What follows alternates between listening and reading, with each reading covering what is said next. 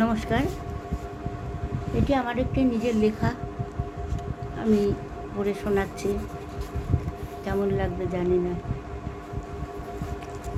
যদি ভালো লাগে তো জানাবে। প্রণয়িনী। ঘন নীল আকাশের নিচে পিকো ডাকে নিপো সাখী ছায়, চেয়ে থাকি কোন সুদূর প্রান্তরে, দূরাগত অতিথি আসে পথ দিয়ে। ফাগুনের ছোঁয়া লাগে বনে, কঠিনের দিন যায় ফিরি, গুঞ্জরে ফুলে ফুলে ওলি, বসন্ত উঠিছে মুখরি। উত্তরের বাতায়ন পাশে উন্মুক্ত পথ দৃষ্টি যায় চলি, লাল পলাশ শিমুলে যেন লেগেছে আগুনের হোলি।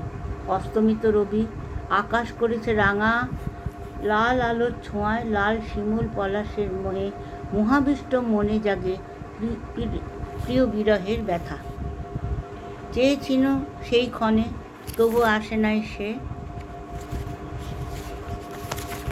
শুধু নিঃশব্দে গুণিতি প্রহর। একটা গাংশালিক উড়ে গেছে সুদূর দিগন্তের পানে, ধূসর ডানা ঝাপটা দিয়েছে বারংবার উচ্ছ্বাসে আবেগে, ক্রমশ মিলিয়ে গেছে প্রান্তর থেকে প্রান্তরে, যেন এক ছোট্ট বিন্দুর মতো হয়ে। আমি ছিলাম একা, ছিল না কাজের কোনো ব্যস্ততা।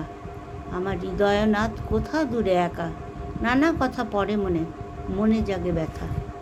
অলস অবশ তনুখানি আমি বিবসা, শয্যা পড়ি দেহখানি ফেলি রাখি, আলুলায়িত বেনিখানি শিথিল, দৃষ্টি আনি ফিরি কক্ষ পরে, শূন্য দৃষ্টি মেরি কক্ষ পরে।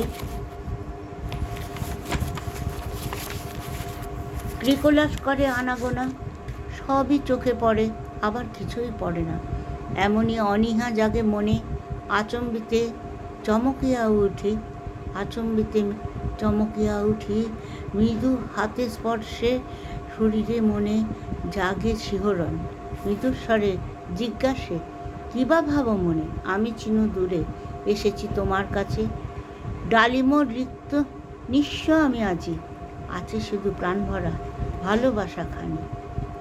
চিনিতে পেরেছ কি আকস্মিক প্রাপ্তির ঘোর নাহি কাটে, মন্ত্রমুগ্ধের মতো অপলক দৃষ্টিহানি, অস্ফুট ধ্বনি ওঠে ফুটে অধর ওষ্ঠে, মৃদু কম্পন ওঠে জাগিয়ে, ক্ষুদ্র উত্তরখানি আসে কণ্ঠ হতে বাহিরিয়া, ভালো আছো নাকি? নমস্কার।